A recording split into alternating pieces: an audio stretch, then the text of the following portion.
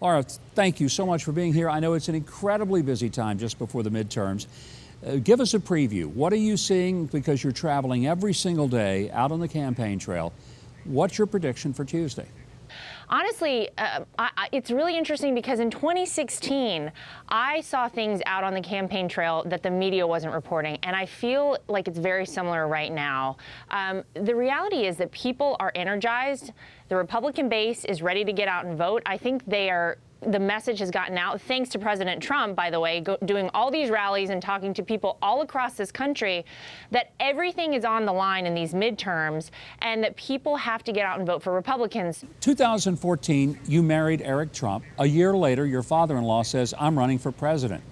How much notice did you get that that was going to happen and you were marrying into this family who suddenly went from a business family to the most political family on the face of God's green earth? Well, I certainly did not know when I married Eric that this would happen, of course. I'd heard him kind of talk about it, and you know, he was like all of us. He was frustrated with what he saw happening in the country, and this country had given Donald Trump everything. It really made him the epitome of the American dream. He saw it being stripped away from people, and he would always say, you know, why is China ripping us off? Why is this happening? Why is that happening? Why is no one paying attention to the things that matter to this country? And I guess, like all of us, he finally got so fed up with it that he decided to do this. And I commend him so much, because I'm sure you know his life would probably be a lot easier right now had he never decided to do this. But he really loves this country, and I'm just so proud of him. I'm so proud to be a part of this family and really to do anything I can to support him.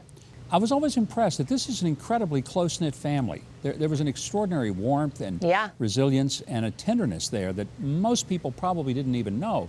The rabbi this week in Pittsburgh, who had the very unfortunate duty of taking the president and first lady to the memorial site, made the comment afterwards that the president was tender and kind and thoughtful, and he said there was a side of him that the country never sees.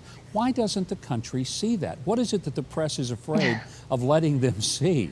Well, Mike, I feel like you know this as well as anyone. The reality is, if they showed how much Donald Trump really cared and they showed the real person that he is, a lot more people would probably like him. And they cannot have that happen, because he's doing such a good job that the only card that they have to play on the other side is talking about what a bad guy Donald Trump is. Because if you look at the country is finally headed in the right direction. We have a booming economy. We have the lowest unemployment in many respects in the history of this country. We have, you know, jobs coming back, factories coming back to this country, a level playing field across the world, hopefully very, very soon with every country when it comes to trade. The possibility of a denuclearized Korean peninsula. So much has happened in less than 2 years with this president. He is delivering on his promises and delivering real results for the public.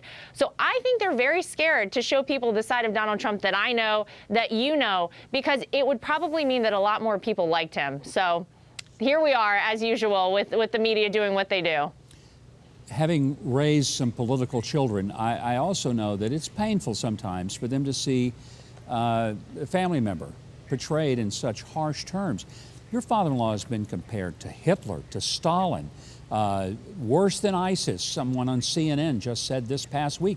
I just can't imagine the audacity of people to say such things. How do you deal with it on a personal level, you and Eric and other members of the family? Oh, well, it's not easy, and I hope people find it as disturbing as we do to hear those references and to hear them try and liken him to someone as disgusting as Hitler or, my gosh, ISIS. I won't say it gets easier to hear. Unfortunately, we kind of get used to hearing those sorts of things, but I think at the end of the day, I always think about the future, and the fact is, Donald Trump is going to leave office one day, and he's going to leave this country in much better shape than he found it. And when history reflects back on him, I think that history will show that he is one of the best presidents this country has ever had. I always tell him that I think history will reflect very kindly on him, and that he will, again, be one of the greatest presidents we've ever had. Lara Trump, good luck on the campaign trail and getting people out to vote in one of the most important elections in American history. Now, you can also watch her weekly Real News updates under news@donaldjtrump.com. You can also follow her on Twitter at Lara Lee Trump.